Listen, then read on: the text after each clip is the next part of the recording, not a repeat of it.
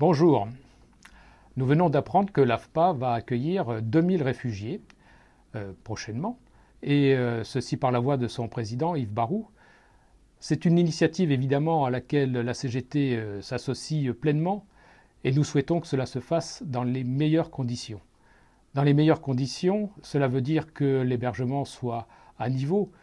Et d'ailleurs, si nous n'accueillons dans un premier temps que 2000 personnes, c'est parce que s'il y a d'autres hébergements éventuellement disponibles, cela va nécessiter une intervention pour pouvoir les mettre en état d'accueillir d'autres personnes.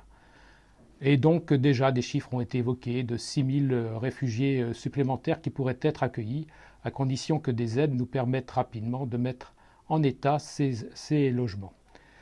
Au-delà de l'hébergement, bien évidemment, ce que nous souhaitons, c'est que ce soit une offre de services plus large, plus complète, pour permettre à ces personnes qui viennent de rejoindre le territoire français de retrouver des repères.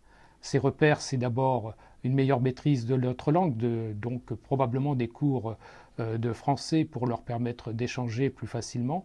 C'est aussi travailler sur un projet professionnel, faire le point de leurs compétences et éventuellement voir avec elles si elles auraient besoin d'un accompagnement de ce côté-là.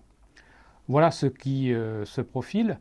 Bien évidemment, c'est l'affaire de tous les salariés.